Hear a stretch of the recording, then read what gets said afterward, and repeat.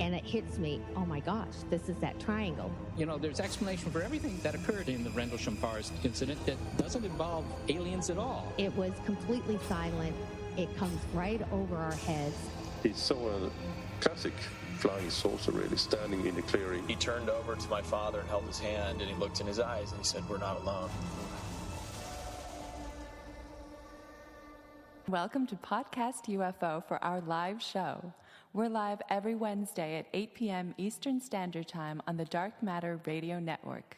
Please remember to visit the website podcastufo.com for past episodes, blogs, and forums.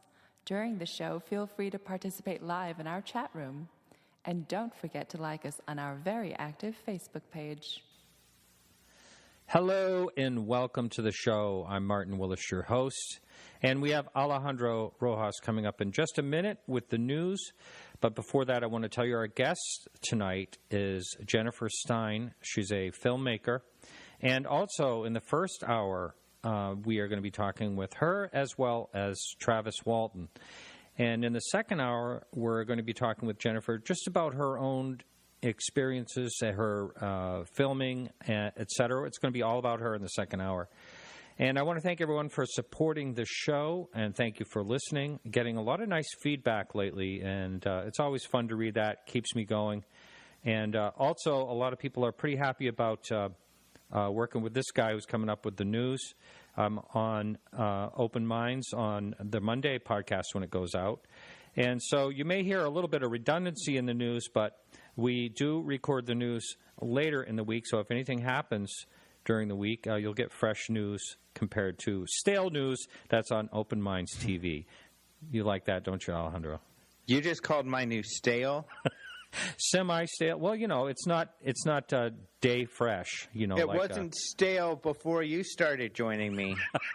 I don't know what you've done. That's the change. Wait, just 1 second. I also want to say, if you'd like to support the show for only $1 a month or more, just go to our website, podcastufo.com, and you can see it right on the sidebar.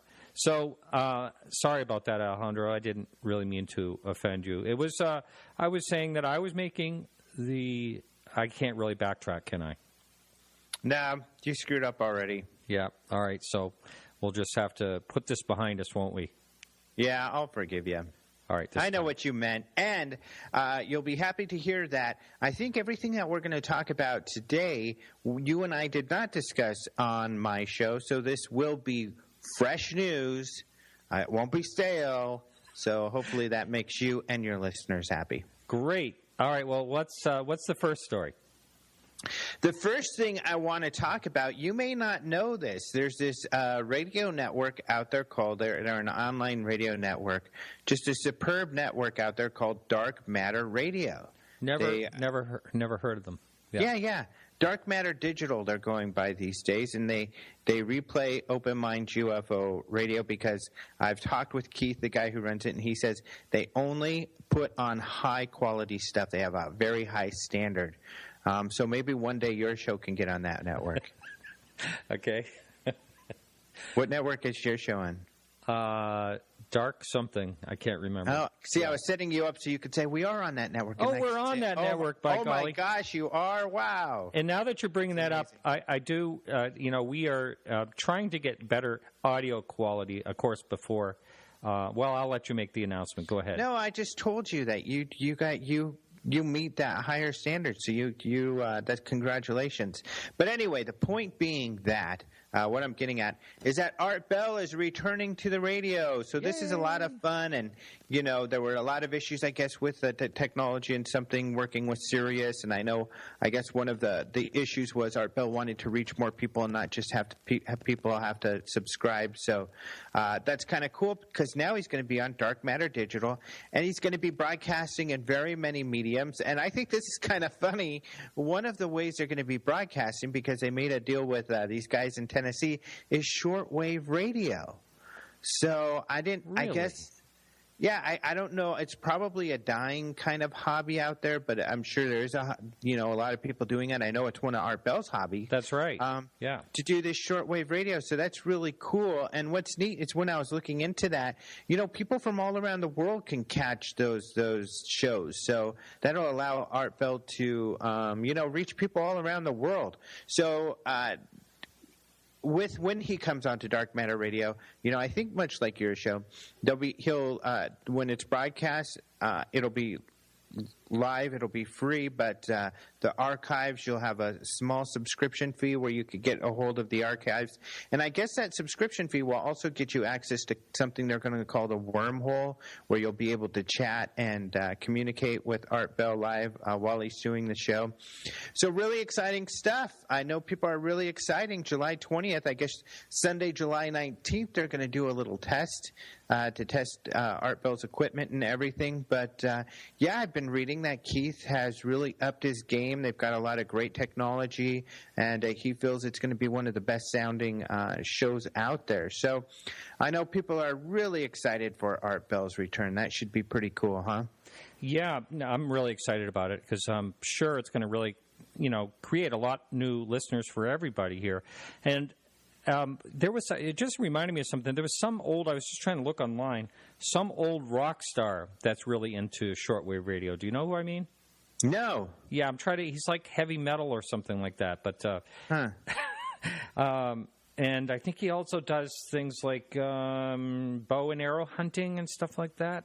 Do you know who I mean? Does that ring a bell? Ted Nugent or something? I think it is him. Goofball? That guy's a character. I think it's Ted Nugent. I don't like that guy.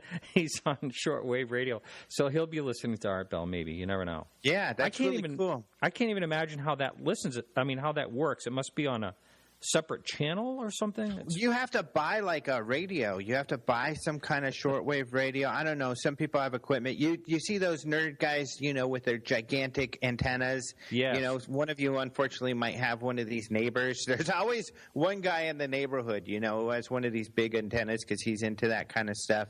And you can listen to stuff all around the world. It's probably very interesting and probably a fun hobby actually to get into. But yeah, really interesting stuff. What's cool about this too is, why is this news now? Well, because I finally got around to writing the story, really. I think it was announced while I was on my cruise, actually, and that's why I'm kind of behind behind a bit on this. But it seems like a lot of my listeners and readers were not aware of this, so they're really excited about it. But what's kind of fun, too, is there's a few fan trailers out there. So some fans are so excited, they've done some filming and put together these video trailers for the return of Art Bell that are kind of fun, and I included a couple of those in my story. Well, the Facebook has a limit of 5,000 friends, and I was lucky to get connected with Art way back, so he's updating constantly on his Facebook page. Oh, okay, cool. So check out his Facebook page. Yeah. All right, so what else is going on?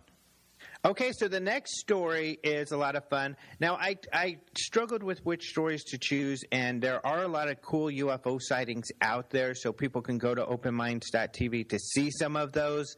But you and I talked about some of those during our show. And also, we have a new thing, the UFO report that we put out on YouTube, and we're going to talk about those. So I chose some other ones, but this is a really fun one. So, for instance, the Montreal mayor, Denis Coderre, had a video come out, and it's actually been out for a while, but it got picked up by the media recently, and it shows him as a teenager talking about a UFO encounter. So it's a really fun video. I guess Coderre is a beloved mayor of Montreal. People really like him. In fact, he was in the news recently because they gave like Al Pacino keys to the city or something like that yesterday. But this video is really fun. It's in French. And it shows him as a student at like a science fair.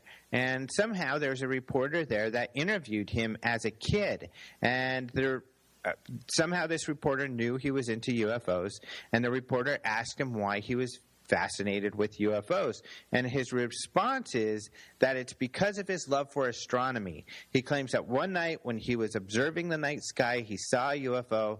He says the object appeared out of nowhere and floated through the air, suddenly stopping in its tracks and heading back in the other direction.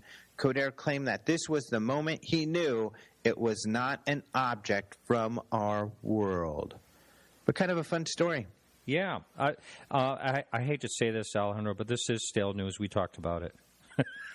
When did we talk about it? I'm just giving you a hard time. Monday. Oh, on my show? Yeah. Oh, okay. Yeah. No, I think it's really cool. And it's great that, you think about when someone talks about this, and they're in politics, a lot of time it's a negative or a no. But this guy seems like it hasn't phased him in any type of way. Yeah, not at all. I mean, there are some people out there, and I think I think this is a good thing for a politician because you seem smarmy when you try to backpedal or move away from something. It's kind of like Dennis Kucinich during the debates for president, right. And he tried to back away from what he had said, or when they get caught cheating or something like that. When a politician just stands their ground and says, either, yeah, this really happened. I think it was interesting myself, and I think others should think it's interesting. I mean, when you're just true to yourself and honest about something, it helps. Like, there have been politicians who have come out and said, "You guys, I got busted. I was cheating, and I apologize. It was the wrong thing to do." Oftentimes, they come through better than when they backpedal and everything. And as we know, Kucinich, when he tried to backpedal with his UFO sighting, kind of didn't go well. Yeah, whereas the whole crowd was like jeering. Mm-hmm. And they might have done that anyway because of the crowd, right. And it's kind of a topic people feel nervous about. But if he just would have said, "Yeah, I had a very strange sighting. To this day, I don't know what it is," and then continued on with whatever point he wanted to make, he probably would have done a little better. And I really appreciate it when these politicians just kind of stick to their guns. It's great. Jimmy Carter is a good example. For the most part, there are times where he has backpedaled when he's been asked about it. But you're right about Jimmy Carter. I mean, a lot of people don't know when he went into office, he did ask NASA to investigate UFOs. And after much consternation and back and forth with the Air Force, they decided not to, and they actually declined. They said, "We're sorry, but we decline your offer to look into UFOs." So we really did try to get more investigation into UFOs. Right. So what else is happening? What else? My last story is just kind of interesting. Because it's two of these maps now have come out. We wrote about a few days ago about how a map, a really cool interactive UFO map that a data scientist had made. He emailed me his site and this information, and now it's all over the place. This cool map. It's an interactive map that shows UFO sightings from 1905. He got the information from NUFORC, the National UFO Reporting Center. And you can go and you can click on this map and see all of these sightings. And in particular, he focused on the mass sightings. So really interesting. A lot of them from Chicago, Illinois, and this area named Tinsley Park in particular.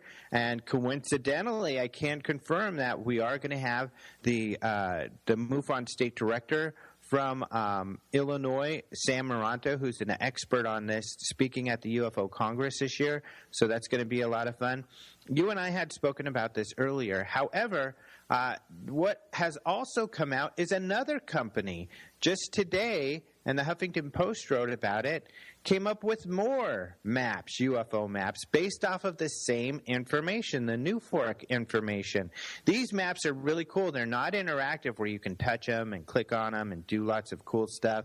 These maps are static. However, they have a lot more information. So you could look at, sightings per capita, the different types of shapes. They have these cool graphics showing the shapes and everything. So some more really cool maps that have been posted about UFOs. Really interesting stuff that has gotten in there. And it's really interesting that, all of a sudden we have all of these UFO maps showing up, and they do well in the news. The mass media picks them up. Usually local areas pick them up to talk about, the UFOs in their area. So now we have 2 of these maps out there. Why NUFORC data and why not MUFON? MUFON gets a lot more sighting reports. They have a lot more investigators. They have a bigger footprint across the country and internationally. However, unfortunately, and I know it's something they're working on, the MUFON data isn't as easy to extract as NUFORC. And what's funny is it's not an issue of less technology. MUFON has too much technology. They have this database that everything goes into, whereas NUFORC has a very simple kind of Excel type of thing where you can go to his page and cut and paste into Excel and you're good to go. So in this case, the less technological way has been helping him to get more attention. Wow. Yeah, I was wondering about that, why they didn't go across the board and even use, early sightings. But I'm trying to remember the organization that they can't find the files from way back. Are you familiar with that? APRO? Yeah, that's I think it. you're talking Yes. about APRO. We at Open Mind State TV actually is the only place I know of. There might be a couple other places, but I think we were the first because we worked with the publisher of the APRO journals. We have every APRO journal up on our website. That's an offer under our UFO resources. So you're right. This is an amazing organization with a lot of incredible cases. But yeah, the data as to their reports would be very interesting. It's just an issue of, even when I started investigating UFOs with MUFON, it was still all on paper. Wow. Amazing. Mm-hmm. All digitalized at this point. Yep. Well, hey, thanks so much, Alejandro. It's my pleasure, my friend. It's always a lot of fun. Have fun talking to Travis and Jennifer. I will. So hang in, everybody. And right after the quick music break, we'll be right back.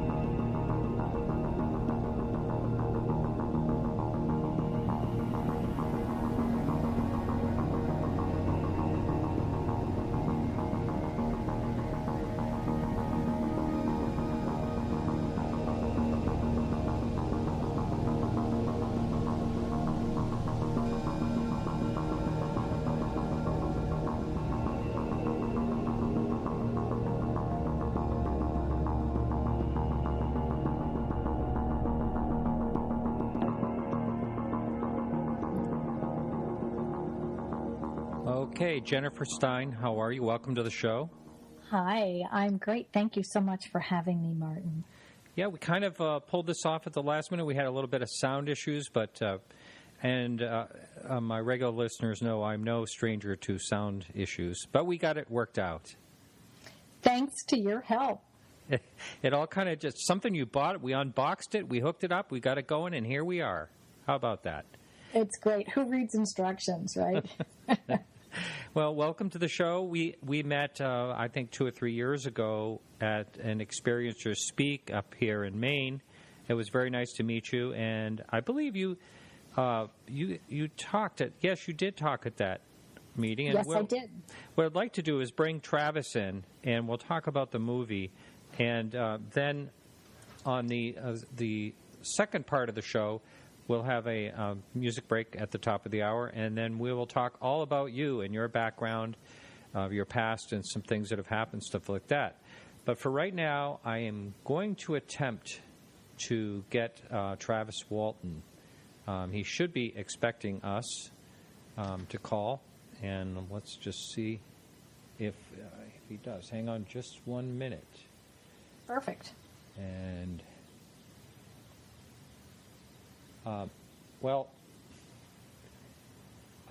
be it as it may, the number dropped off, so let's see. So while I'm waiting and looking, why don't you just talk quickly on how you get into the interested in the UFOs to begin with? Okay. It stems from a sighting that I had myself in 1975, interestingly the same year as Travis Walton's sighting. Wow. And I was not knowledgeable about the UFO topic really at all. And the type of sighting I had was so unusual that I didn't even know if it was really a UFO event or if it was like a spiritual experience or something I even dreamed. It actually, the event itself stayed in my gray box for just about 25 years until I realized I was not alone at the time and someone else saw and experienced exactly the same thing I did. And that's when I realized, when I had the sighting when I was 19, turning 20, and then I realized, okay, I can unpack this in my life if I'm willing to. And it means reading, connecting with other people, not being afraid to talk about this, figuring out what actually I experienced, if I even can figure it out. You know, it was one of those high strangeness events. And that's what kind of gave me permission. I had to actually give myself permission to, make that step, make that journey. And that's actually what I presented on when we met, Martin, when I was at Experiencers Speak. I had been invited and asked by Peter Robbins and Audrey Hewins, who coordinate that conference, to speak about my own experiences. And at first I thought they had asked me to come and speak about crop circles, which is something I've been studying and researching a lot in my life. But then they said, no, Jen, this is your chance. And that's the first time I actually spoke about my own experiences. Oh, that was the first time. That was the first time. Let's try to we'll talk more about that in the second hour. Let's try to bring Perfect. Travis in. Travis on again. Yeah, I just texted him to let him know. Okay. I don't know if that will help or not. Well, we'll see what happens. He usually responds to my texts.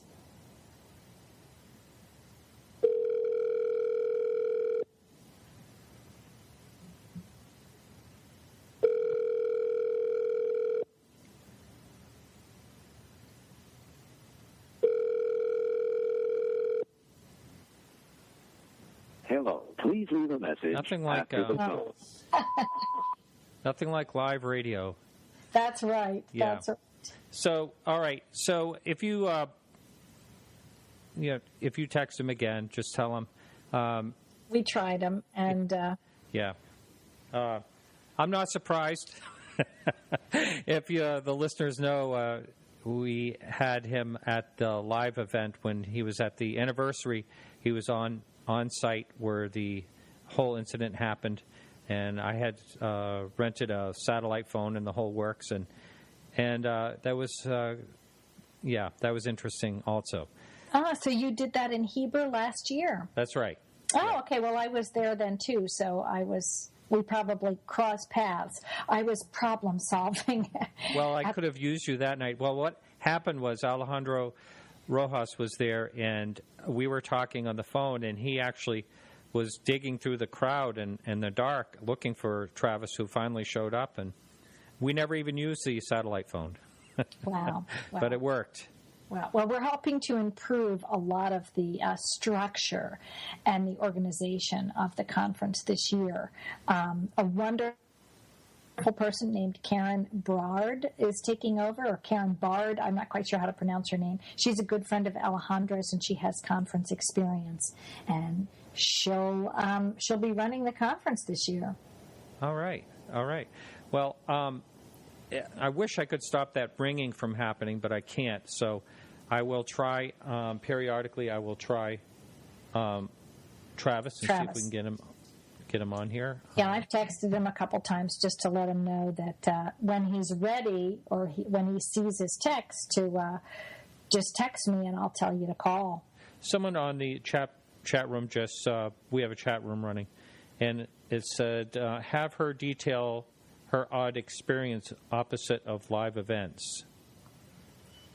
what does opposite of live events mean? Yeah, I'm not sure. I'm just reading the question. Oh. Okay. Well, I'll be happy to talk a little more about it since there's been a request that's come in. I was about 19 to 20 years old. I think I had already turned 20 at this point. I had already turned 20. And it was about August, and I was in Pennsylvania, where I grew up near the Lansdale area. I actually grew up in a small town called Culpsville. And I was in a period of my life where I was writing down my dreams on a regular basis. I had read one of Edgar Cayce's books about understanding your subconscious, and I was in a stressful situation in my life, and I was trying to find a healthy alternative to deal with it as I was trying to understand my dreams. So next to my bed was a journal and a pen. That's probably why I know about this event, because I bothered to note it. Otherwise, it may have slipped into oblivion, as many things from our young adult life do. So I woke up at about 5:30 in the morning from a dream that I had, which was a troubling dream. I dreamt I was actually falling from a very high place, which is a little odd. I don't know what that means, but I dreamt I was falling, and I saw the ground coming close to me, and I knew I was going to die when I hit the ground. And when I hit the ground, my whole body bounced in my bed, of course, and I woke up, and I realized, oh, it was a dream. So it was about 5:30 in the morning. So I grabbed the book next to my bed, grabbed the pen, flipped it open. Now, it was not light outside completely. It was more like what I call black and white. The sun was starting to come up, but it hadn't fully come up. And I noted that it wasn't quite light out, and I looked at what time it was, and I wrote it down in the book. And I could see about 1.5 to 2 miles, well, maybe not that far. I could see maybe a half a mile out of my bedroom window. I had floor-to-ceiling windows. It was a modern house that my father had built in the 50s, and we had a little balcony outside, and then a pool and a meadow, and we had Mennonite farmland around us, and we were kind of in a valley. So I could see this farmland and this valley out in front of me. And as I'm trying to recapture in my mind the dream that I had, I see this odd rectangle of white, brilliant light. It is about, if I took my hand and stretched it out, at arm's length, and was holding 2 quarters end to end, which is very hard to do, but, about the length of 2 quarters, it would block this rectangle out. But it was very weird. It was this rectangle of light. And I looked at it thinking, well, that's weird. Maybe it's a blimp reflecting the sun coming up, or maybe it's an airplane and it's going to move, and then I'll see what it is. So I went back to the book, and I'm thinking about the dream, and I go back and I look at this light, and I go back and look at my journal, and back and look at the light, and I'm sitting there a few minutes, and finally the light just gets my attention far more than trying to remember my dream. And I say, like most, young teenagers would, like, what the bleep was that, right? Or what the bleep is that? And suddenly, at the moment that I asked the question, what was that like? Because it wasn't moving. It seemed to be hovering and stationary for several minutes. It immediately, jumped in and out of reality, moved right outside my bedroom window, less than 500 feet away. We had a big tree in our meadow, which was about 7 to 8 stories high, maybe 8 to 9 stories high. You could draw a big square around this tree, like its branches were as wide as it was high. You could draw a rectangle around it. And this object, this rectangle of brilliant white light, was sitting above this tree, almost sitting on top of it. Not quite, but it was as wide as the tree. Now, this, of course, shocked me, because it, in a blink of an eye, it was right out there in front of me. And I was shocked. I wanted to jump up and move and run away. I wanted to scream. I wanted to yell. But very quickly, I realized that I was completely paralyzed and I could not move. I couldn't open my mouth to scream or yell. I couldn't move a finger. I couldn't twitch an eye. I was just completely stunned looking at this thing. And I also felt extremely heavy. Like if I tried to move, I was like prevented by this huge gravity around me or something. Something was odd. And I knew, I had some awareness that this object, whatever it was looking at me, was studying me, was downloading something. It's unclear to me exactly what happened. But for me, I noticed a few things. These were my observations. This object was still undulating brilliant white light. Staring at it made me think I was going to go blind, but it didn't light anything up. Like my room was not lit up from it. The tree was not lit up. The front of my house was not lit up by it. It was as if it was absorbing light, not putting out light. So there was no light coming out of it. But it itself was brilliant white light, like sunlight. It was like undulated between orange and bright white and different colors, hues of yellows and every color in between. Now, this doesn't make sense. I know, Martin. You're probably thinking questions in your mind like, well, this is weird, right? And honestly, I never heard anyone have a UFO story that sounded like this. That's why it stayed in my gray box. But back to the rest of the event. Tears were falling down my face. I could feel them falling down my face. I was aware that there was water coming out of my eyes. I was aware that something was happening, but I wasn't in full capacity of what that was. And then I got the input somewhere in my head that it was leaving, whatever was happening was done, and it was going to take off. And in that moment, it took off in an opposite direction. So it came in from my left, moving right in front of me, and then it took off, moving to my right. So it was, when I first saw it, it was about 1,500 feet in the air, and maybe half a mile to a mile away. And then it zipped right in next to my house. And then when it took off again in 3 quick jumps in and out of reality to about a mile, maybe a mile and a half away, and about 1,500 feet in the air, where it stopped dead for a moment. And at that moment, I jumped up, went right up to these floor-to-ceiling, glass window panes, and looked at the object and said, wait a minute, like, what just happened? Who are you? What are you?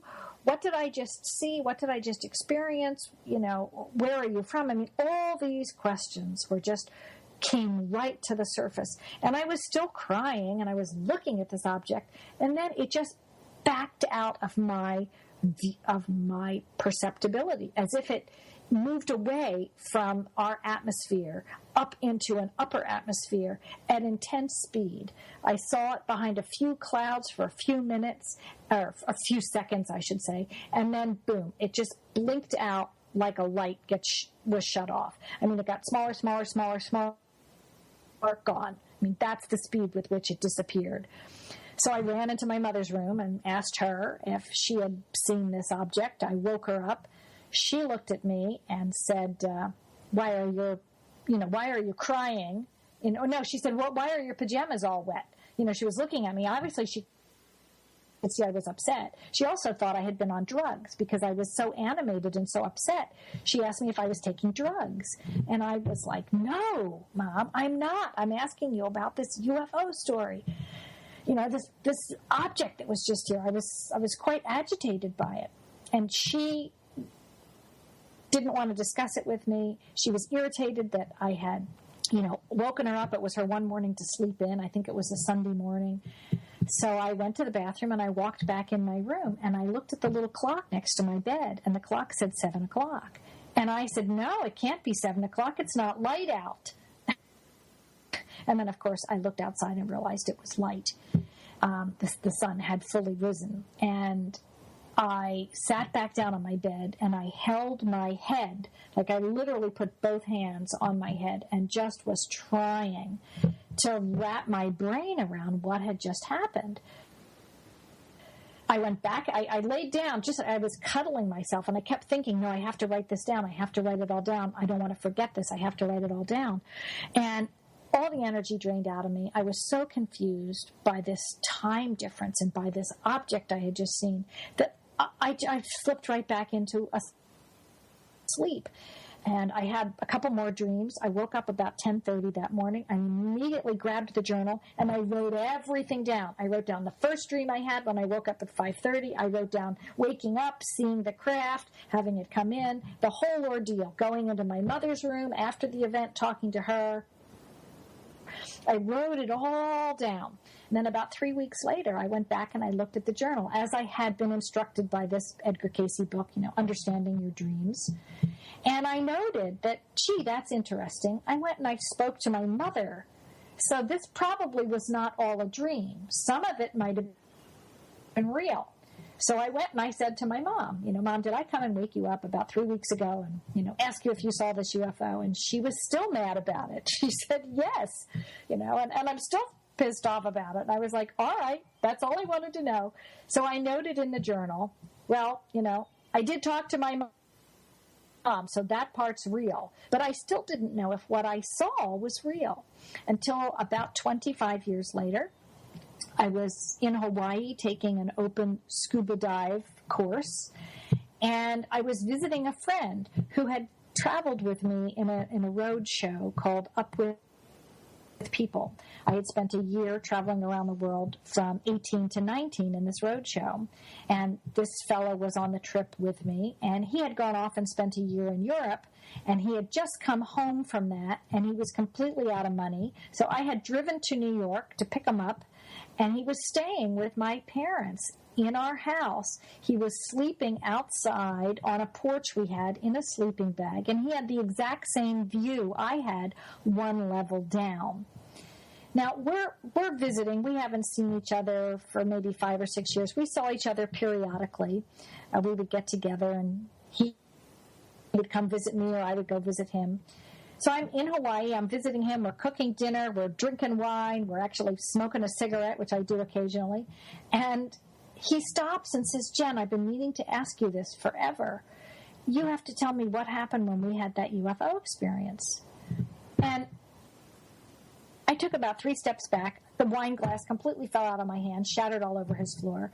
I said, what are you talking about? I mean, I was suddenly panicked and disturbed and confused, and I was like, wow, this is weird that you brought this up. Because I had just thought, a few weeks before, I had remembered this event, and I thought it was time to start to unpack it. And now I'm visiting my friend John Trevitt, and he mentions it. So I said, wait a minute, don't even tell me. You take a pen and piece of paper, you go out in the backyard, write your story. I'll do the same thing in the front yard, and then we'll come together and we'll share. I'll read what you wrote, you read what I wrote. I don't want you messing with my memory, because I don't remember the we part of it. I remember me, but I don't remember you being there. I don't know what you're talking about. And maybe you have a perception of something else that happened while we were Up With People or something. He said, no, Jen, it was while I was at your house. I went, okay, here's your pen, paper, you go write it. And so we read each other's stories, and basically we had the same experience. Now, what's very interesting to me, Martin, is that John had some perceptibility that I was having the same experience he was. I did not have that. I was totally unaware of that. I thought only that I was having the experience, and I even completely forgot he was at our house. I didn't even write it down in my journal. So that's my UFO experience, and that's what I shared in Exeter. And I still gravel with the experience a little bit. I can't tell you that it's certainly not a typical UFO. It wasn't like a craft that we're used to seeing, like a disc or a long cylinder. A lot of people talk about these long pillars or cylinders. They look like columns on their side. I mean, maybe that's what I was perceiving, but the way I perceived it, I perceived it as a rectangle of brilliant white light. So for whatever it's worth, that's what I experienced. So that opened me, and that when I had the awareness that John and I both had that experience, I think it was around 2000, and I had just come back from being in England and studying crop circles and filming and really starting to step out of my box. My children were old enough that I could do a little traveling on my own. And I was just starting to begin to explore things, and I realized that this was my opportunity to start to unpack my UFO experiences. So I started going to UFO conferences like the Laughlin Conference, and I started reading other people's work, like Peter Robbins and Rich Dolan and Travis Walton and Linda Howe. I was lucky enough to befriend Linda Howe because she lived in Jameson, Pennsylvania, and I started having weekends when my girlfriends would all come over, and Linda would come, and we'd talk for the whole weekend. She'd come Friday night, and she'd still be here Sunday, and she would just this was like we were getting a doctorate degree in high strangeness from Linda, and it was wonderful. I just kept cooking meals and putting people to sleep and waking them up and making beds, and it was a great introduction to all things strange and odd. So I feel really indebted to Linda for those special times that we had. And often we did this when my husband went off for 2 weeks to Japan or China or something on a sales trip, and I had the house to myself. I still had to take care of my children, but I could have company for the weekend, which I did. I just want to update everyone. I was able to get a hold of Travis through texting, and he is going to be up in the second hour. So we're just kind of swapping things around. So he was under the assumption that it was real late tonight, and or his time or something. Something happened, but anyway, so he'll be coming on. So it's perfect that you're talking about this. And, now, right? We do have a chat room, so occasionally some questions may come in there. Up with People, someone keeps asking about that. I actually saw that somewhere. I remember years ago, and it was a bunch of people singing and dancing, right? Is that kind of what you did?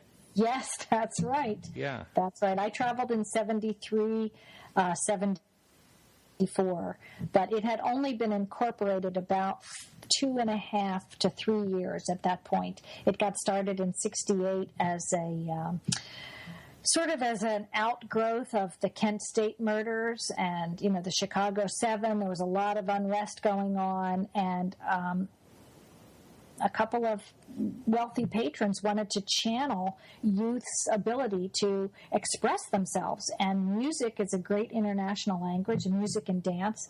So it used to be just like all folk music. And then we hired a Hollywood producer, and it turned into a show with the risers and stage platforms that we danced around on, and a much bigger band. It used to be just a piano and a couple of guitars, and then we got a sax and horns and drums, and we got almost a full orchestra and created something really special. So I traveled in the very early days, and I really thought I was doing something like trying to help create peace in the world and trying to help people realize that if we come together and we are willing to communicate and we're willing to share our differences and actually celebrate our differences rather than fighting over them,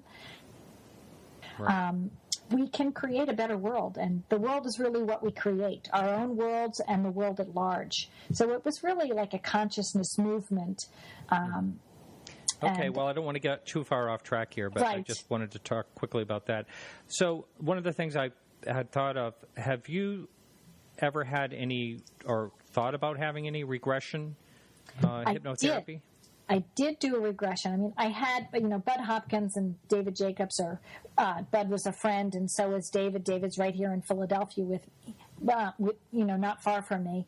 They had both wanted to regress me, but I wasn't ready at that point. But I eventually did when I went to one of the Eureka Springs conferences. I met a man by the name of Joe Lewells, and he's written a book called The God Hypothesis. He is a trained hypnotherapist, and he was also a professor, I believe, and an engineer. And he was also involved in MUFON, Texas. And he offered to regress me. And I felt like it was the right time and the right position. And this is partially what I spoke about when I was at the Exeter conference. I was able to have some deeper insights into the experience, and it sounds rather arrogant and rather strange, but I can give you a synopsis of what the regression revealed. It revealed that a soul group that I am part of, or a group of other beings, I don't necessarily want to say higher beings, but maybe they're more spiritually evolved. Certainly they have evolved technology. But other beings that I have had previous lifetimes with, maybe from another planet or from this planet, I'm not sure, but these beings came to visit me and surrounded me, and I had memory of them. I experienced about 8 different beings, and when I look, I experienced them first as balls of light in the regression, and as I went deeper looking into each individual ball of light, I saw a face, I remembered a whole personality, I remembered a whole lifetime, and these were souls or beings that I felt extremely close with, and that's probably why I was crying. I was having this reunion of sorts, and I was being uplifted by them coming to visit me. As arrogant as this sounds, it's almost as if it felt like part of myself from the future came to visit myself in my life in 1975 to uplift me and to encourage me and to guide me. And almost like an omen to say, don't worry, things are going to be okay, because I was in a very stressful point in my life. My father was dying of emphysema. My mother was working very hard to support a house we could no longer afford. And I was picking up the slack. I was mowing 7 acres of property. I was working full-time. I was in school full-time. And my parents were also in a point where they weren't really communicating with each other. They've both now, they're deceased and they've both passed on. But they were using me as the conduit to communicate with each other. And that was a very uncomfortable position. So I was really stressed, and I was spending a lot of time at an ashram. And I had a lot of other friends that were doing things like, speed and mushrooms and, drinking, getting very drunk on the weekends. And I didn't want to choose those options. So I was trying to figure out what my life was going to be going forward. I couldn't afford a college education like a lot of my friends were getting, but I eventually did. I worked my way through college, but I didn't have parents that could afford to send me. So, I was just beginning to face my adult life and wondering, well, what is this going to look like? And with the situation I have going on, how long am I going to be stuck here in my parents' home dealing with this? And this UFO experience was like a protected wing that came out and reached out towards me, and that's what the regression revealed. As odd as that sounds. Yeah, it is. It is. I have to say, it's rather odd. How have people received this when you've told them in general? I don't really talk about it unless people ask. And depending on where a person is in their own life journey, I share the story in, limited ways unless I think they're really interested in the details. I imagine that your listeners are maybe more interested in the in-depth detail. And it's an honor to be on your show, so I'm sort of revealing a lot more than I normally do. When I've done a lot of other shows, it's mostly just been about what was it like to produce this film with Travis, and, how did that go, and how did you get started? I really haven't spoken a lot about my own UFO experiences, but this was my first sighting. Now, I have had others since then, and they've all been different. But this was really like a consciousness push for me. It really challenged me.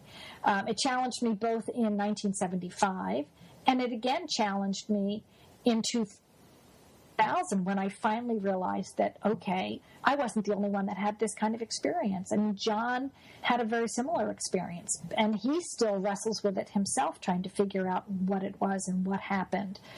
But I know that this lifetime, I've known from a very early point that this lifetime is about service, and it's more of about a spiritual journey, and that I would experience very unusual things, maybe different than people around me.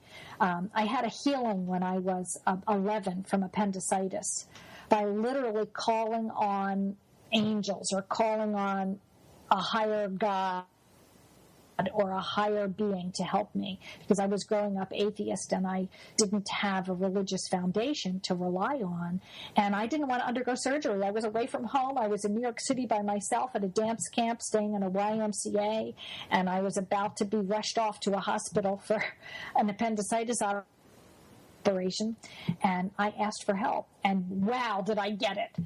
Really freaked me out, and I thought I was going to have to spend the rest of my life as a nun or something, because I didn't know from spiritual journeys what that meant when you ask for help and you get it, and you agree to commit your life towards a higher purpose. You know, I spent a lot of time trying to figure out what that was. And now, as I'm older in my life, I know that it relates to creating a grounded foundation for other people to begin to explore their own experiences and odd things that happen to them. Our lives are much more multi-layered than we realize, and we live in a multidimensional universe, and occasionally there are interfaces and overlaps from these other dimensions. And I think that's where precognition comes in, and having a sixth sense, perceiving things in the future before they happen, or even knowing who's going to call you on a phone, or picking up another person's thoughts. All of these things are feasible and possible, and I've been experiencing them in my life for a very long time and trying to find the appropriate way to deal with it and be humbled by it, and to walk lightly on the earth and to accept these perceptions as the gifts that they are, and to use them for good and not for malicious intent or something else. Wow. Now, I was just I was thinking about what you were saying, and it reminded me of another story that I'd heard, and I was just trying to recall that. When you were talking about the orbs you saw faces in, or something yes. like that, beings. Through the regression. Mm-hmm. I do believe that I actually had someone talk about that, several months ago. Very similar story. Well, Patty Greer actually experienced some orbs, or she interviewed in one of her films, she interviewed a group of people in England who saw orbs in a field, and then beings wafted out of these orbs, appeared, floated close to people, and then regressed back into these orbs, and then the orbs disappeared. It was a similar story to that, what you're saying.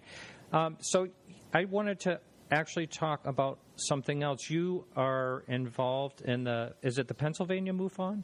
Yes, I am. And what do you do with MUFON, and when did you get involved? Well, I actually got involved right around 2000 when I came home from this experience in Hawaii. I had just come back from a crop circle trip with Ruben Uriarte, who's the head of MUFON in Northern California, and we were in the crop circles together. And I asked him if there was a MUFON group in Pennsylvania, and he said, "No, Jen, you're going to have to start one." So I decided I would start a local MUFON group because there really wasn't an active one. Tom Carey was directing a small group about maybe 40 minutes from me, and Tom has written a number of books on Roswell.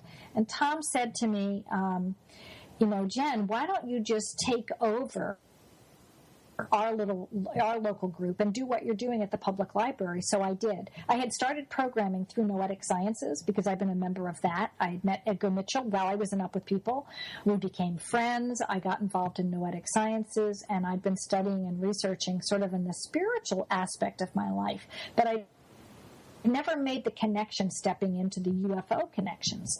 So I have for almost 15 years now, I do local public programming at a local library where once a month I either show a film or have a speaker, or I'm presenting, or we have a dialogue or discussion, or we Skype with an expert on various topics. And they're not all UFO related. Some are health and wellness, some are ancient civilization, but it's basically education outside of the box that you're not normally going to find, say, on television.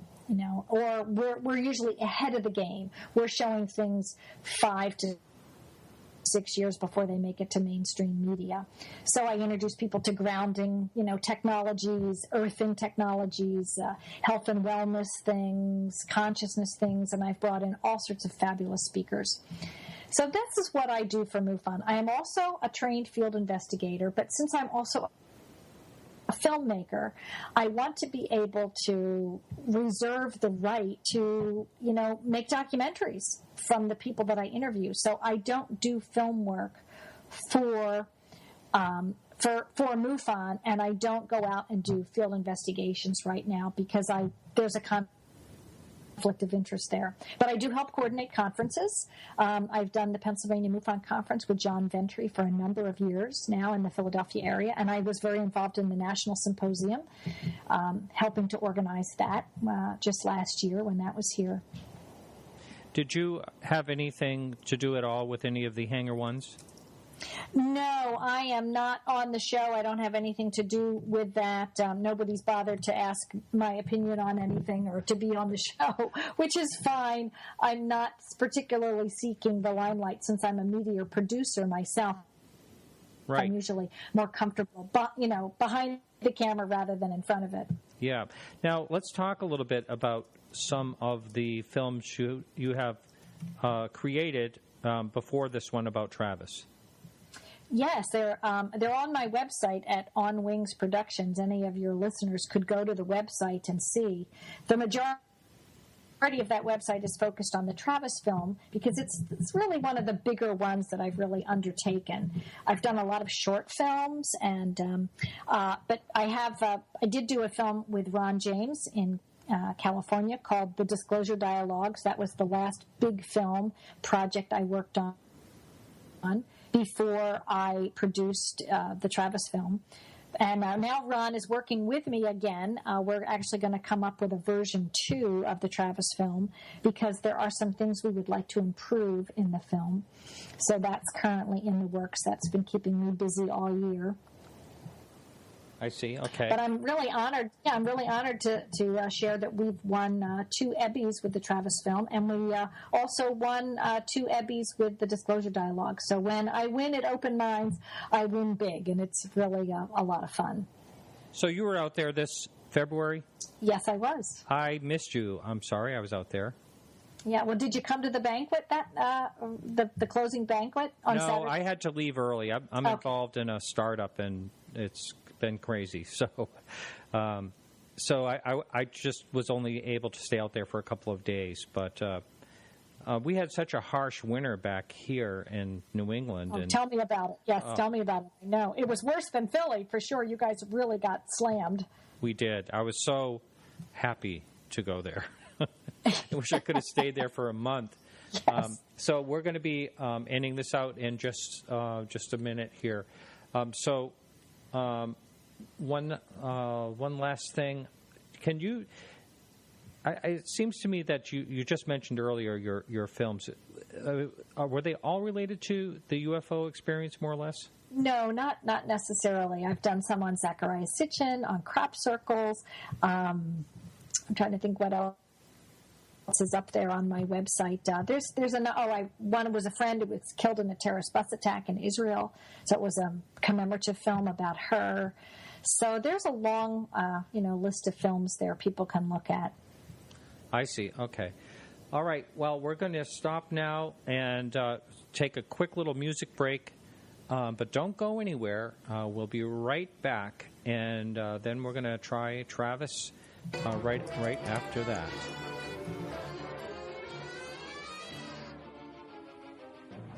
Well, we're back. I never know what I'm going to be clicking on there for music. That was by Carrie Lloyd Whitehouse, and earlier we had music by Bruce Renier. And so we're back with Jennifer Stein, and we are going to give Travis Walton a try.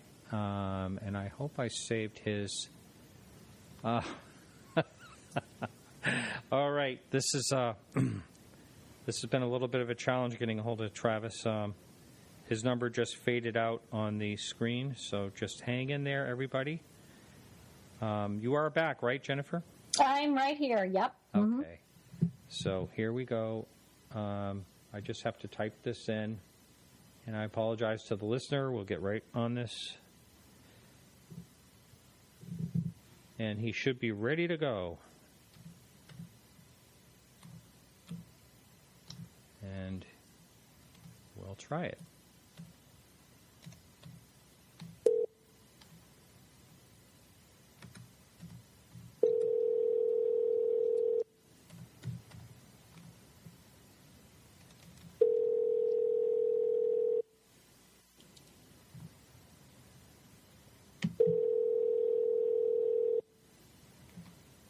I'm wondering if he knows this. Hello? Yeah, Travis. Yeah. How are you? Welcome to the show. Great to be with you. Jennifer's on as well. And Travis, are you driving? Yes, I am.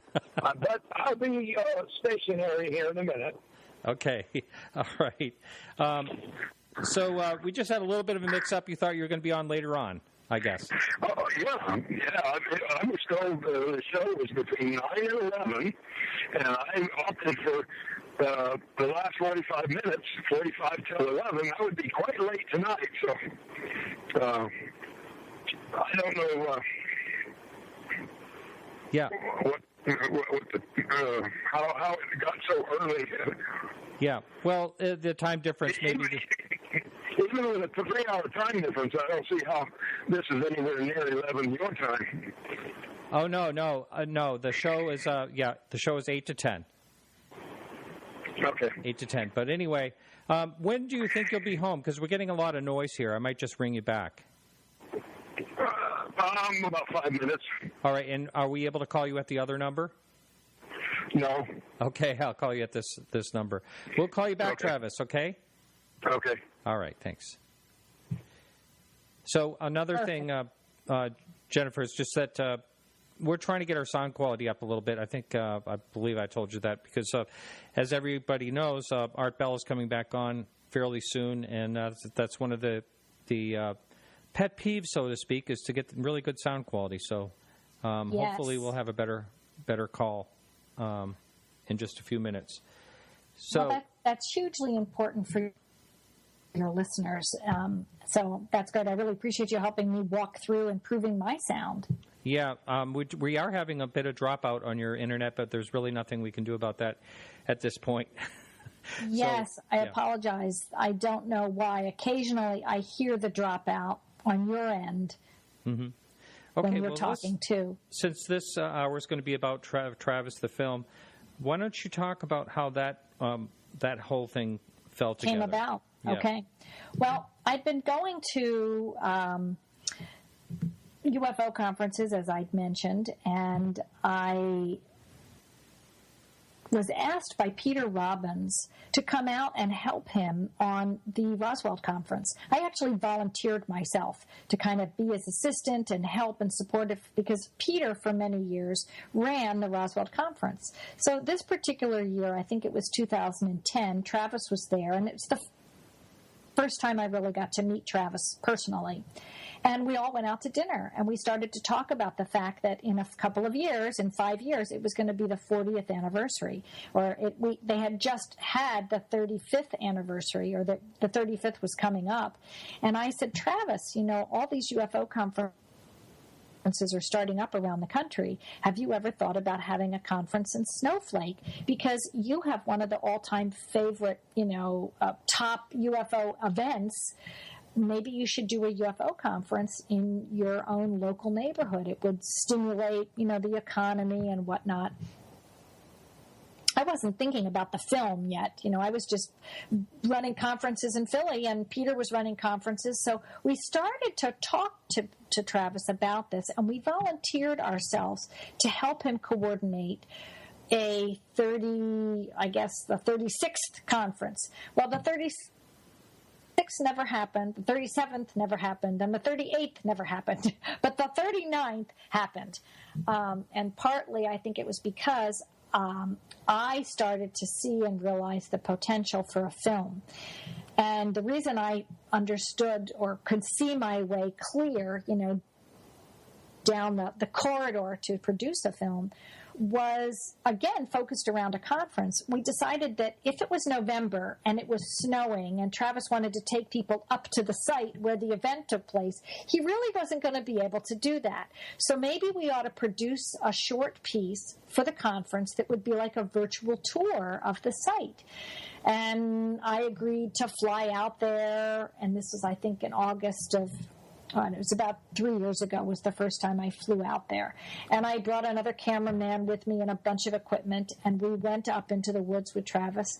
And some of the other crew members showed up, and we actually did walkthroughs in the forest, and we talked with them, and we shot them going back to the site. So I think that was for the 38th. That was the 38th year. And we edited that together, and we created a little piece called Tracking Skyfire, and it was to be used in the place of actually going to the site if we couldn't go to the site in November. If Travis got it together to organize a conference, this would be a backup. Once I produced that, I realized, I'm halfway there to a really decent documentary. All I need is this other stuff, some archive footage and some interviews with some experts. The following year, I was planning the Mutual UFO Conference here in Philly, and there were a number of experts coming in for that. So I sat them down, and I had a major studio set up upstairs in the Crown Plaza Hotel in Philadelphia, and I interviewed a group of people. And then I interviewed other people as well, where and how I could, surrounding the Travis story. And then I went out and I found the polygraph person. I went and flew out to Arizona and interviewed Sheriff Gillespie and a couple of other people, connected with the story. And then I edited together a really good quality documentary. So it kind of developed in steps. It didn't happen all at once. I didn't even see the potential of being able to afford to produce the film when we first started talking about the conferences. Hang on, we have a caller on the line. Caller, okay. Please introduce yourself and ask your question. Hi, Martin. It's Peggy. Oh, hey, Peggy. How are you? I'm good. How are you? Good. Long time no talk. Peggy's out in Las Vegas. So, and she helps out with the show. She helps out every day with the Facebook, and I can't thank you enough for doing that, Peggy. Oh, yes, you could. Okay. So do you have a question for our guest? Money. Well, I'm really enjoying it, Jennifer. I enjoyed your dream story. I guess I don't have a question for her. I'm thinking ahead to when Travis comes on. Do you mind? No, go ahead. Well, every time I've heard Travis speak, and I never get tired of hearing him, I never get enough of his description of the human entity. Do you remember that? Are you talking about the ones with the masks? I don't know, but he encountered human-like entities aboard the ship. Mm-hmm. And maybe Jennifer remembers that. But it seems like whenever he's been on or any show, it cuts off before we get in, or it's just kind of said in passing. And I would really like to have some more information about that. Who he thinks those people were. Were they actually human? What sort of feel he got about them.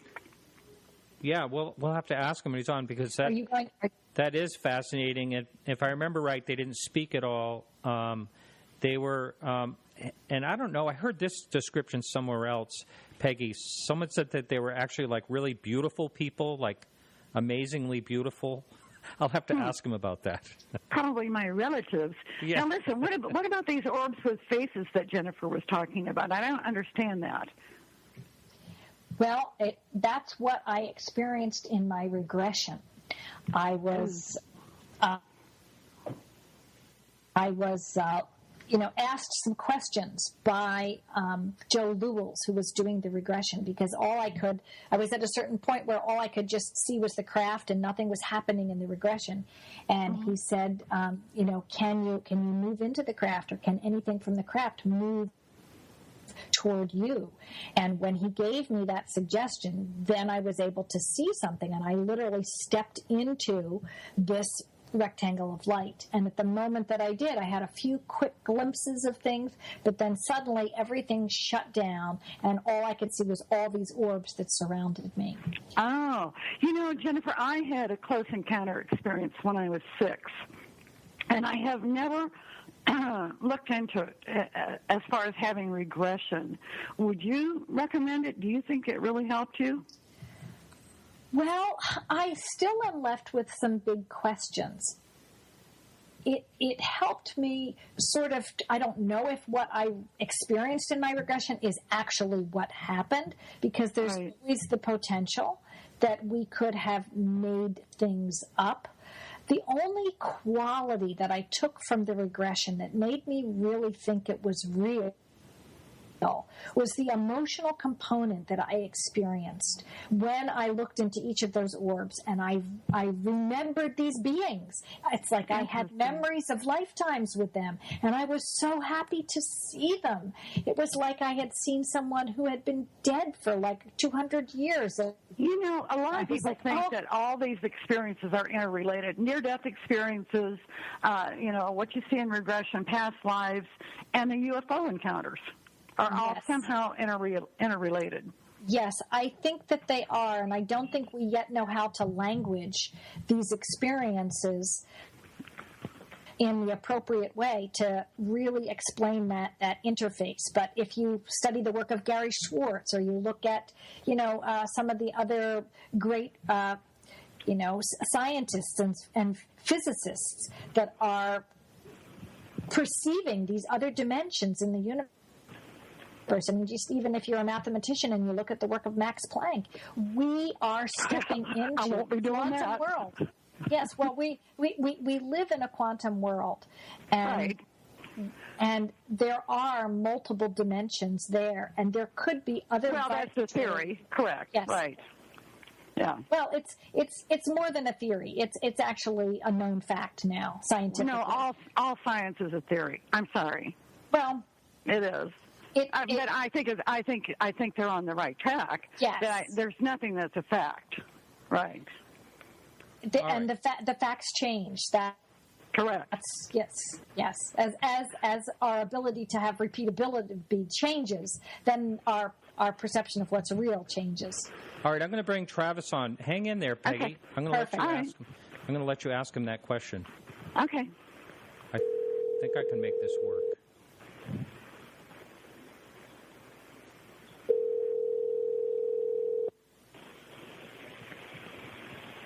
One ringy dingy. Does everyone remember that? Lily Tomlin. That's right. Whom I saw in concert. Really? She was fabulous. Hello. Please leave a message. Oh gosh. That's the wrong number. Oh Lord. Oh. Okay. All right. So, are you there? Everyone's still there? We're all still I'm here. Okay. Well, the thing I worry about with regression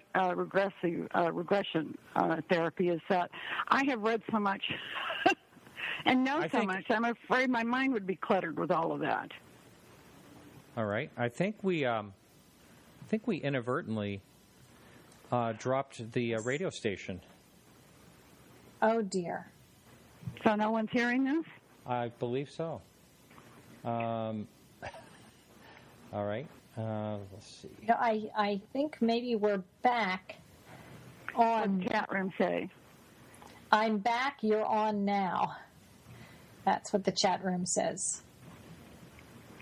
Hello, chat room. All right, good. He's back. We're Okay. all set here. Sorry about that. And that was definitely my fault. Try the other number. I am going to try Travis again. And you two go ahead and talk while I'm trying to work this thing out. Okay. So, Peggy, I can tell you a little bit about the beings that Travis encountered from my understanding and my perspective and working with him. When he woke up, he encountered what he described as probably grays. Although they had whiter faces, they were about 4 feet tall, big heads, big eyes, unusual hands, and very short, thin bodies. And he was frightened by them. He said they were very ugly. And he mustered enough strength to get up off the table he was on. They were standing around him while he was on a table. He had his clothes on. There was a device on his chest that was probably healing him somewhere in his chest. He felt very weak, and he got up off the table, grabbed what he thought was some sort of glass tube amongst a group of medical equipment tools that he found on a table in the room. That was I'm sorry, that's not the part that she was asking about. Sorry to interrupt you. She's asking about the human-like beings, but what I'm trying to explain is that he waved a wand to get these. I read his book twice and seen the movie twice. You'd think I'd remember more, but Travis, are you there? Yes, I can hear you. We have the right number finally. Hello, Travis. Travis, we have Peggy on the line. I'm sure you know Jennifer quite well. She's also on. But Peggy's out in Las Vegas, and she had a go ahead and ask that question right to Travis, if you would, Peggy. Hi, Travis. Hi, Peggy. I had a question. You've probably answered it 100 times, but I've never, gotten to hear it. It's about the human-like entities that you encountered while you were on the craft. I wondered if you could go into some detail about that. Well, what do you mean? What kind of detail? Do you want a description of them? Well, yeah, and how you felt about them, and did you feel that they were actually human? Yeah, people are always wondering, were these some kind of a robot that was created by the small creatures in order to be more, soothing to me? But obviously, with an incredibly advanced technology, if you could create a being, a machine that could stand in the place of a human being, you're not going to see any signs like, you're not going to hear whirring and clicking and jerky movements. It's going to be far better than that.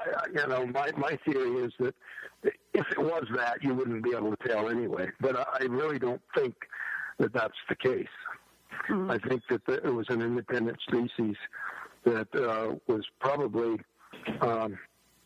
involved just because they were in a position to... And did they communicate with you at all? No. No. Okay.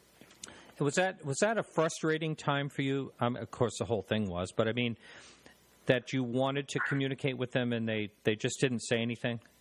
Yeah, there was no response. I was just out of control. I was, screaming and battling, but they could have said something, like calm down or something, We come in peace. Something. Yeah, something like that. Well, Martin, I'm going to hang up so that it doesn't get too confusing with 3 people on the line. I was just going to ask if you had any other questions for Travis. I don't. I'll listen. Okay. Thank you, Peggy. Thank you, Jennifer, and thank you, Travis. Thank you, Martin. You're very welcome. Bye. Bye-bye.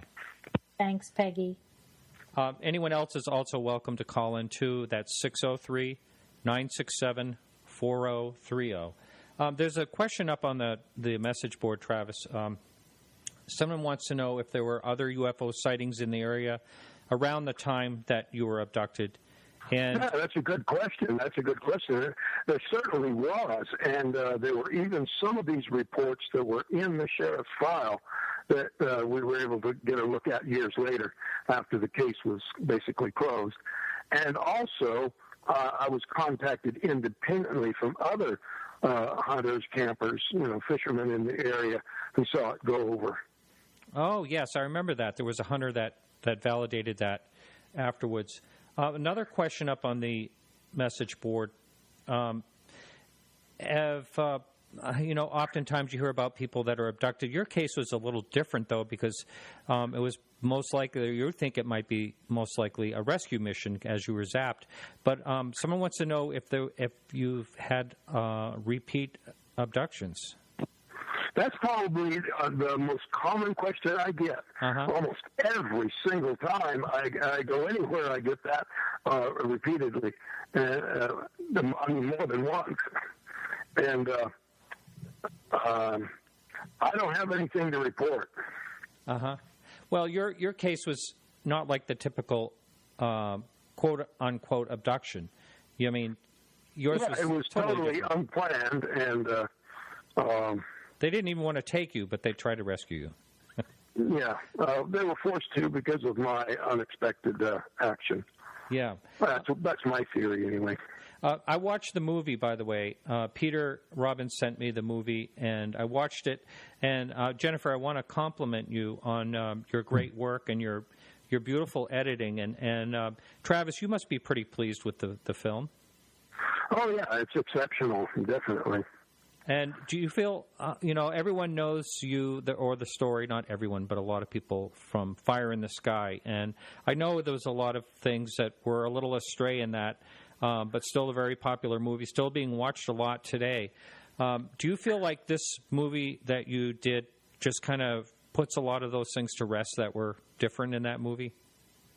Well, yeah, but this film is a documentary primarily. I mean, there's some reenactments, but probably the only way the original Fire in the Sky will ever be fully put to rest would be for a major studio to do a remake, a full dramatization that just sticks closer to the real story on that kind of scale. But it certainly is a real important step in that direction to set the record straight. So when you two worked together, did you start at the beginning, or did you? I know how I've been involved a little bit in some short films and stuff like that, and I know how you can take any part of something and edit in to make it work right. How did you start with this?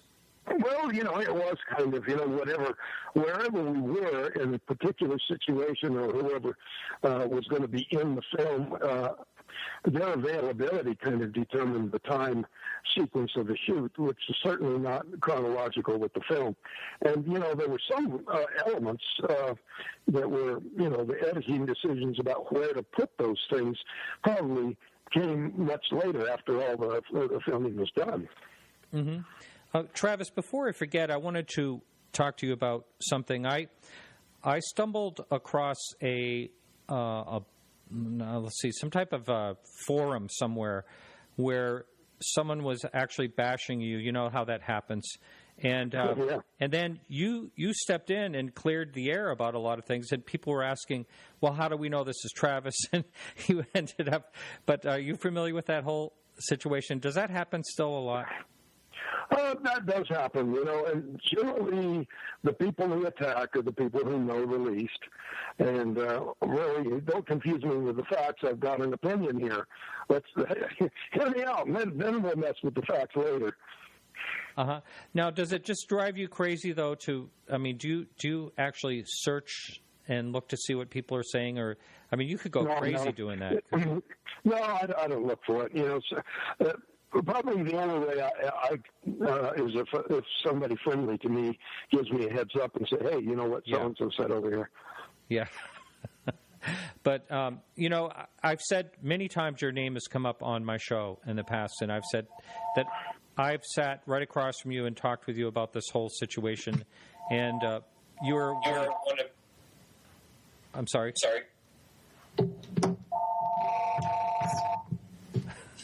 I'm sorry, that's Jennifer's home phone. I've just answered it and hung up. I didn't think to take the phone out of the room. I apologize. And, we were having feedback there. So, I totally lost my question.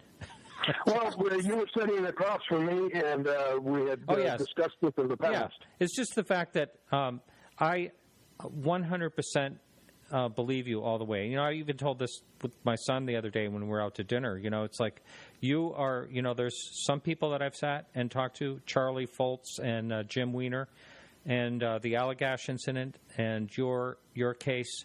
I don't have a single question. I believe that 100% that happened to you. And I just think that if you were going to hoax any of this, I mean, that would be a lot of effort to do, first of all. And then your story, and like the Allagash also, has never strayed. It's never changed. Maybe other people involved in the incident may, you know, say a few things, but other than that, the story remains exactly the same. And well, I just don't understand why anybody would want something like this to happen to them. Right. Yeah, absolutely. I remember the first time we met about 2 or 3 years ago, and I asked you the question, if you could go back and have this never happen, would you, you know, and you said absolutely, you know. There may have been, has some good come out of this? Oh, yeah. You have to look for the good in order to cope with the bad. And so, you look around, and I've learned a lot about a lot of things. And, you know, that's a good thing. Right. And then also there's been an evolution in people's response to it. It's much different than it used to be, you know. Most of the time when I go out in public in the communities around here, I get a lot of positive feedback from people now. Someone up on the message board wants to know, have you ever done regression? I think you have, haven't you? Yes, just only a few days after it happened. That's the only regression I've done, and I haven't wanted to do any more. It was not a good situation, right? Well, it came out that there was other memories, but it was a message that it would be very dangerous to me to pursue it. And for a while, I thought that was just a threat, just a bluff to maybe to keep people from prying into that. But then it came up the idea that perhaps regressing someone back in time through a period during which they were in cardiac arrest might actually cause cardiac arrest. Now, understand, this isn't fear. This is cardiac arrest from being hit with a blast of energy. I see. And once you had a person relive it to that extent where they're there and then they're in cardiac arrest, you're no longer able to get them back out with hypnosis because they're gone. Wow, I never heard of anything like that actually happening. One of the things. Has anybody ever been hypnotized about a time when they were in cardiac arrest? I doubt it. I suppose that's right. Do you ever have dreams about the incident? Yeah, I sure did. You know, and in the aftermath, they were mostly nightmares and mostly just fear-based, pain-based about the smaller entities. But the later dreams that came much later were mostly about the human type. Really? Wow. And if I remember right, of course, you basically stepped off of the craft, possibly in a mothership. Is that right? Yeah, it's some kind of a base or hangar or possibly a mothership. Yeah. Yeah. I couldn't tell whether it was a building or a huge ship. Wow. Yeah, that whole thing is just totally amazing. It's hard. It must be hard to wrap your head around exactly what was happening. Yeah. For sure. Yeah. So, Jennifer, just I can ask either one of you this question. When you decided to make this movie, was there any of the people that you tried to get on film, did they decline? I don't recall anyone declining. Actually, I would still like to be able to reach Mike Rogers. I only have archive footage of Mike. I was not able to interview him directly. He's the only one of the crew that other than those who died. Yeah. Yes. And that was my next sentence. There are some that are no longer living. And that's why these films are so important to make, because you never know what can happen. And I just think that the younger generations need to know that this happened 40 years ago, and these sorts of things do happen, and they might be signs to the future about us having eventual contact with other species, and we need to figure out how we're going to deal with that. How we want that to happen. So. Well, yeah, and I think that these limited contacts, limited sightings are a part of that process of getting humanity ready for a more open acknowledgement. People are certainly interested in the topic. When you do any kind of research online about the most researched topics, UFOs are right up there with porn. I think porn is the only other thing that gets researched. So it's certainly on the minds of people around the world. Right. And people all over the world are having experiences. There are over 13,000 UFO reported events between Canada and the United States every year. And that's probably, less than 10% get reported. So of the ones that get reported, there's about 13,000 every year, just in Canada and the United States alone. So just do the math on that. That's close to 100,000 sightings in Canada and the United States alone every year. And then, and it's increasing. I'm getting book orders and friend requests from little countries and obscure places around the planet that I'd never heard from before. Really? Wow. How do you think that happens, Travis? Do you think that's because you think it's because of the movie that just people start to watch in different areas, or how do you think the word gets out there? I think it's a gradually accumulating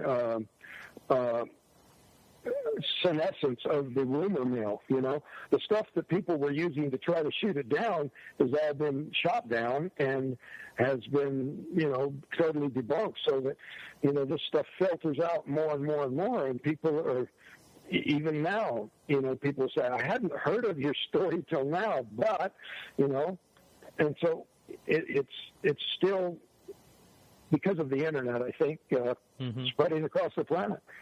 Right. Travis, going back to your youth, did you ever pay much attention to UFOs or anything, that whole thing? No, not a lot. It's not like, everybody's heard of it. Yeah. But it wasn't a big thing of mine. Contrary to rumors. I think Steve Pierce talked a little bit about that.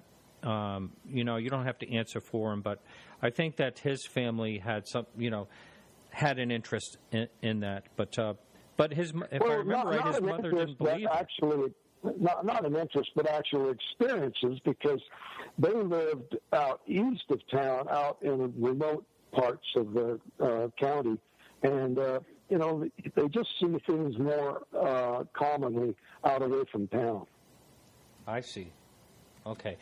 Just reminding the listener, you can jump over to the chat room. We have quite a few people in there right now. You can pose a question for Travis or Jennifer, or you can call in the show if you'd like to ask a question directly. 603-967-4030 is the number. And let's see. So, Travis, I was trying to think of hang on just a minute.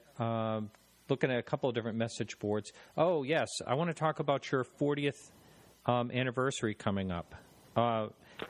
What do you have planned for that? Well, it's a conference. I've got a really stellar speaker lineup. We're going to have a skywatch and a tour. I will accompany people to the actual site of the incident. So it's kind of like last year. Is this going to be a yearly event? do you think? Yeah, so that's the plan. And last year was a bit of a warm up for this, but first time out we made a few little mistakes, and I think we're going to do a much better job this time around. Mm-hmm. That whole area looks beautiful. Is that? Do you live in that area, or far from there? I'm 30 miles from Heber itself, but it's a lot of pretty country here. Yeah, beautiful.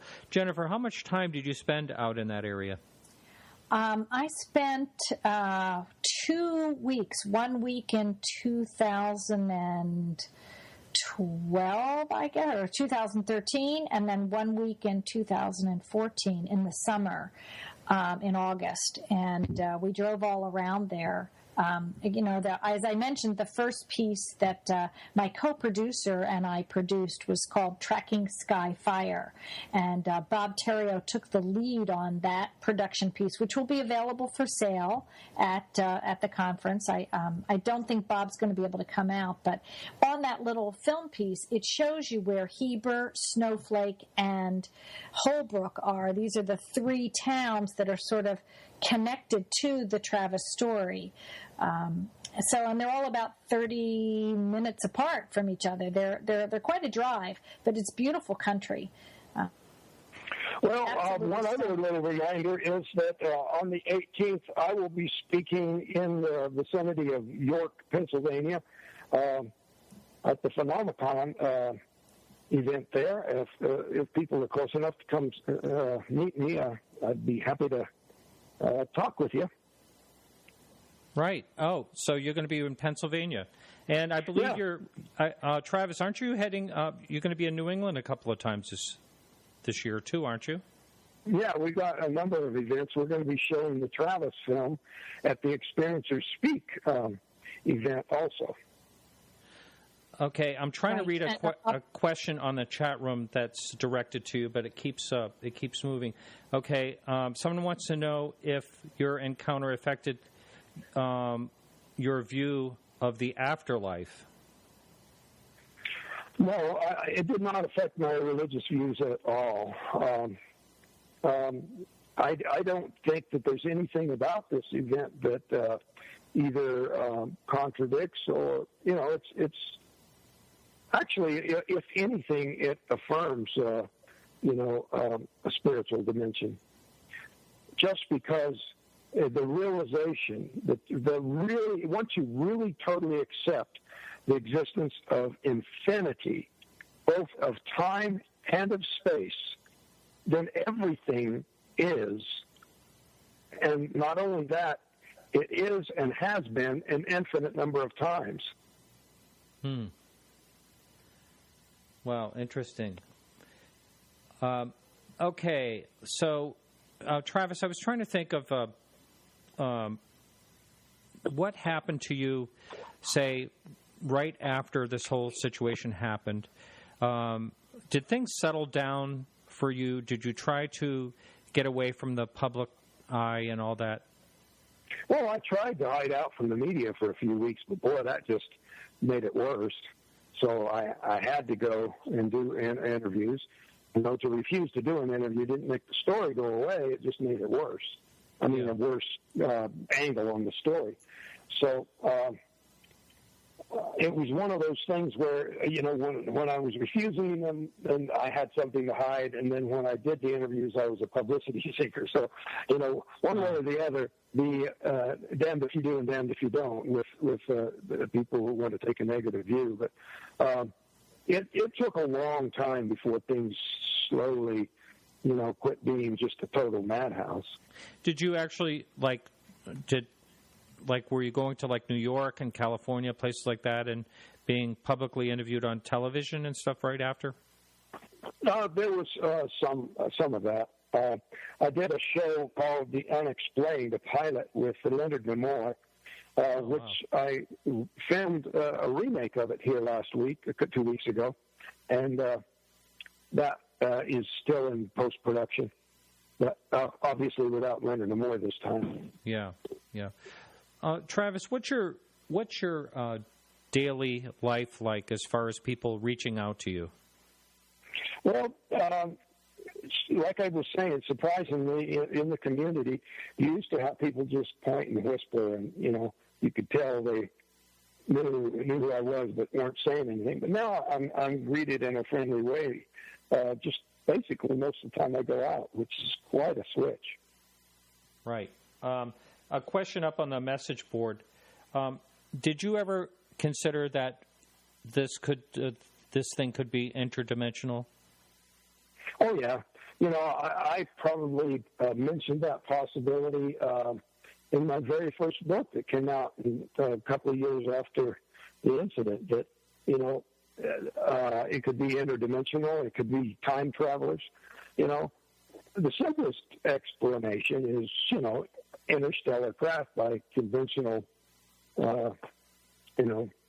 high-velocity travel. But anything's possible, and spanning the distance might be a lot easier if there's a dimensional aspect to it, so that they could actually sort of take a shortcut across the distance. Right.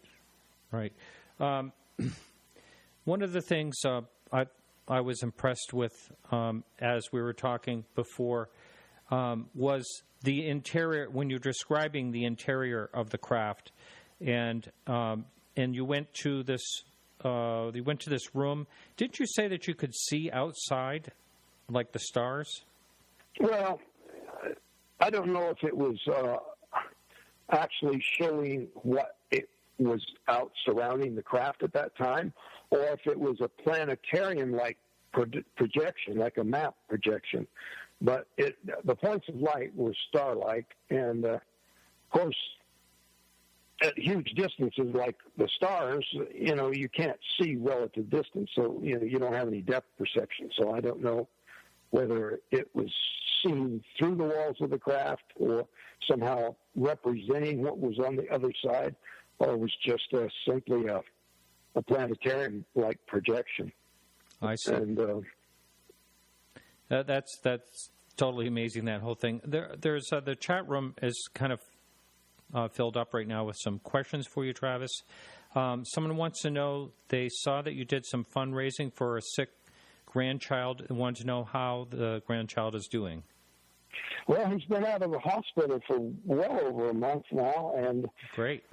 Although he's not cured, he's doing somewhat better. And I went over there the other day and held him for a long time, and he was reacting to my voice, and he does still have seizures occasionally, but when he's not, he reacts to me fairly normally. The medication is quite sedating, but aside from that, he's there. We're still looking for a cure, of course. Well, we hope that works out, and hope he finds that. Lars in Seattle wants to know, wants you to talk a little bit about the beam, or however, what affected the trees in the area. Can you talk a little bit? I know the growth rings are different, right? Yeah. It was discovered that there was accelerated growth, and then more recently, just with some follow-up research that was supervised by Ben Hansen, we discovered that this growth factor was more intense on the side of the tree in the direction of the craft. So it was kind of directional. Rather than affecting the whole tree, it was affecting the side of the tree towards the craft. And that suggests that there could be some kind of a radiating effect. And Ben Hansen also did some research online and discovered that the Scots pine species in the vicinity of the Chernobyl nuclear accident produced accelerated wood fiber growth also. So it's kind of paradoxical. You would think that radiation would be destructive of plant life, but in the case of pine trees, at least, it causes thickened growth rings. Wow. Now, were you ever tested for radiation? No, I wasn't. Some of the crew were. When the Geiger counter survey was being done at the clearing, at the site, there was high radiation readings found on the hard hats that the men had been wearing. But I personally, other than blood tests that didn't reveal any sort of a sign of radiation poisoning, which I'm told would be something like elevated white cell count or something. Okay, a question up on the message board. Let's see, what was the scariest part of the whole situation? Absolutely, the scariest part was to suddenly realize I'm trapped and facing these three creatures who were staring into me with their minds boring into mine in an attempt to regain control of me. That was the substance of my nightmares for months afterwards. So you actually felt like they were boring into your mind? Wow. Yeah, I really do think that they were unsuccessful because of the effects of that energy beam hitting me.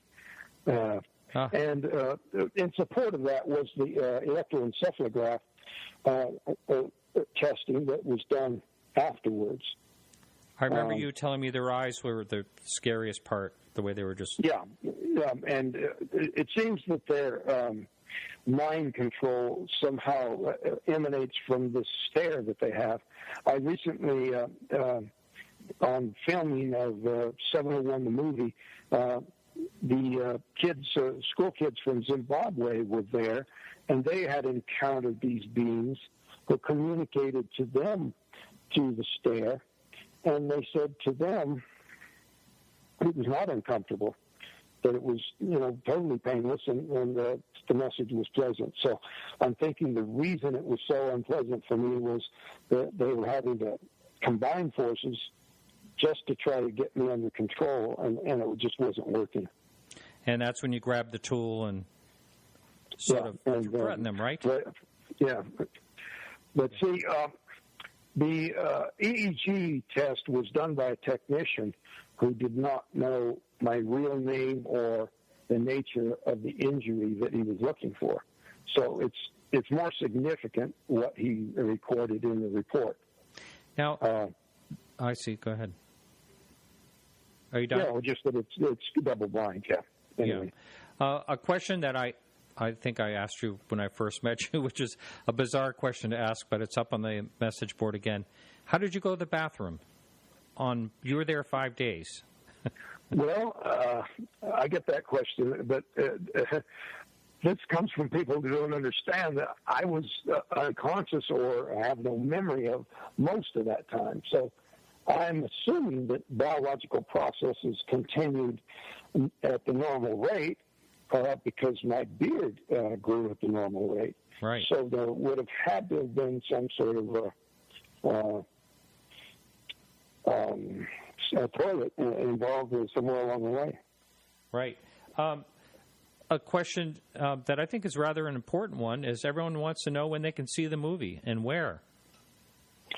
Well, the Travis film will be shown at various times where I'm appearing, and Jennifer has some showings set up.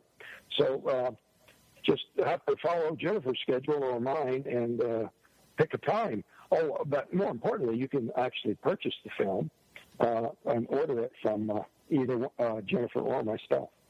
Oh, okay. All right. Do you think eventually that'll be sent out to like Netflix or something like that, Jennifer? Possibly. I am working on improving one of my contractual relationships with the supplier of some archive footage. Until I can change or improve a contract that I have, I had a verbal agreement to go ahead and edit with some footage that I was going to be able to buy rights to. And then when I finally provided a contract and a check, this supplier basically took my check and changed the contract.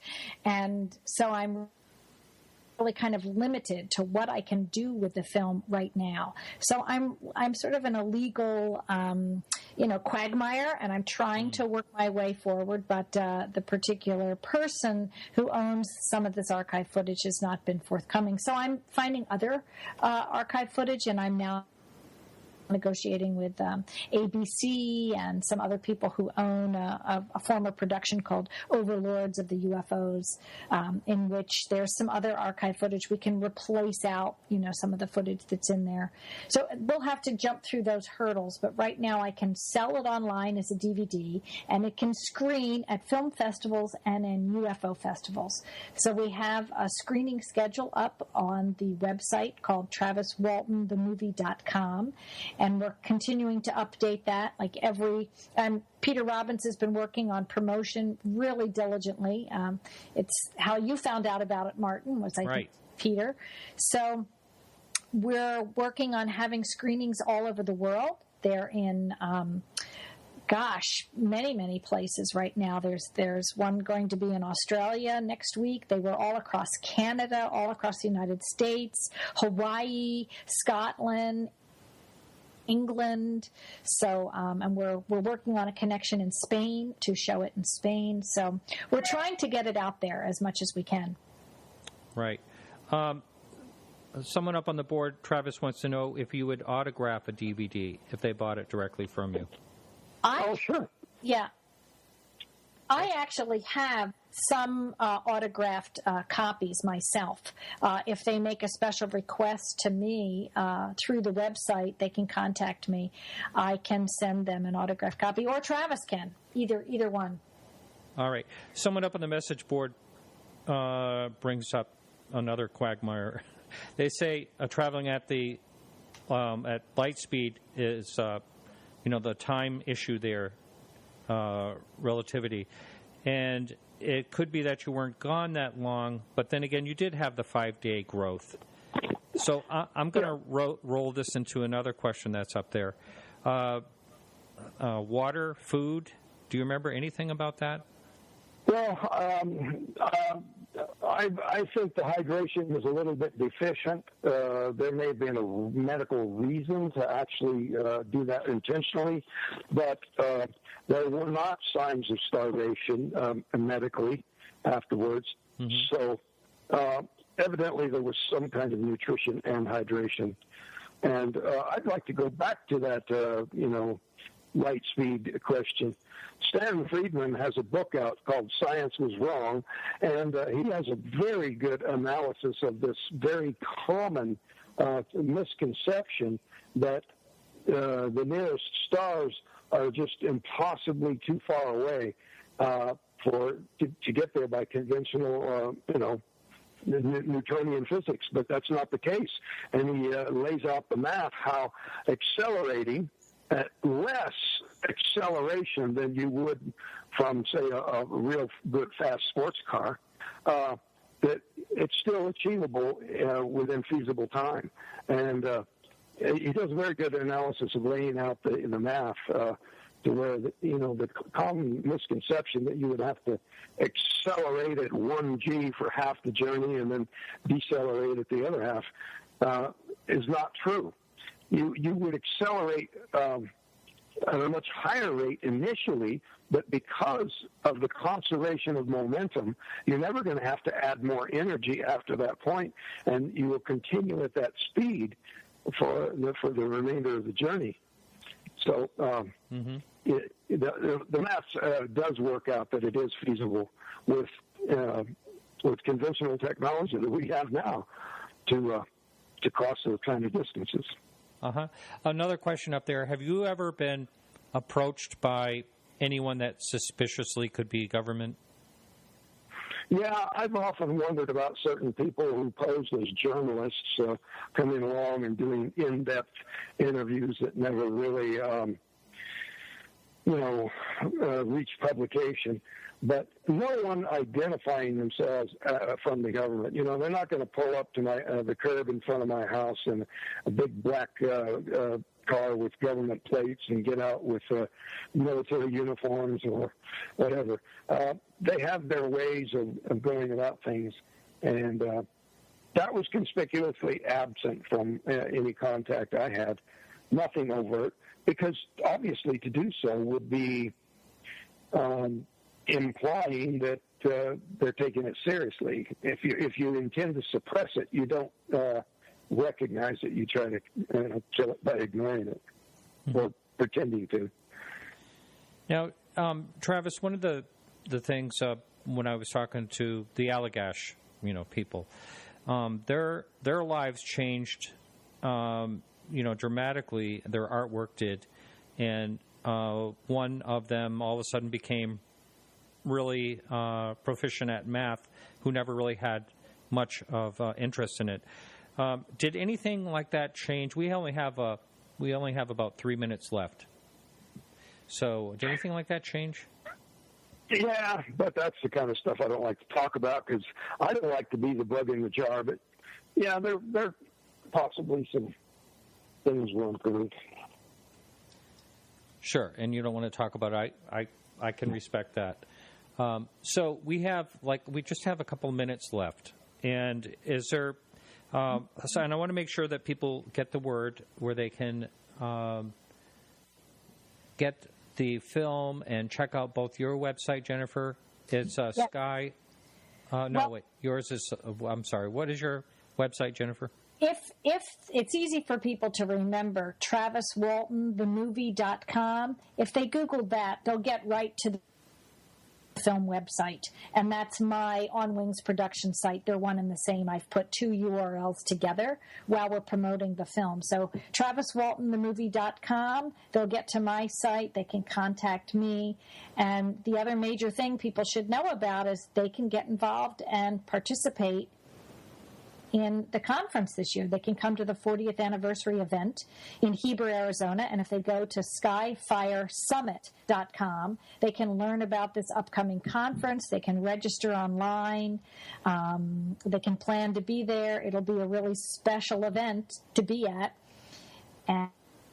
and we'd love to see them. And if people are interested in arranging a screening, they can contact me through the TravisWaltonTheMovie.com, and we can discuss what's involved in that. And I can kind of give them the steps that are involved. It's not that complicated. And if somebody wants to share the film with a group of people at a public library or something, I'm very interested to talk to them. And Travis, your website, if you would, and can people contact you from your website? Yeah. There's a direct link to email me through TravisWalton.com, which is kind of similar to Travis Walton the Movie, but just drop the movie and you got me, TravisWalton.com. All right, very good. Well, it's been a real pleasure, and Travis, I'm glad we finally got a hold of you. Yeah, sorry about the miscommunication, but we made it. All right. Well, all right. So that's it. I want to thank you both very much for joining us. And Travis, I'm sure we'll be crossing paths along with you. So that's it, everyone, for the show. Thank you, the guests, of course, and I want to also thank Peggy Shunning for managing our Facebook page. Remember, you can like us on Facebook for all the latest UFO news. And I want to thank you for being a supporter. If you're listening this long, then you are a supporter. I really appreciate that. And we have T-shirts on our site available, and I'll give you a great discount to any supporter. And so that's it for the show, and we'll be back next week on the Dark Matter Radio Network at 8 p.m. Eastern Standard Time. See you next week. Keep your eyes to the sky.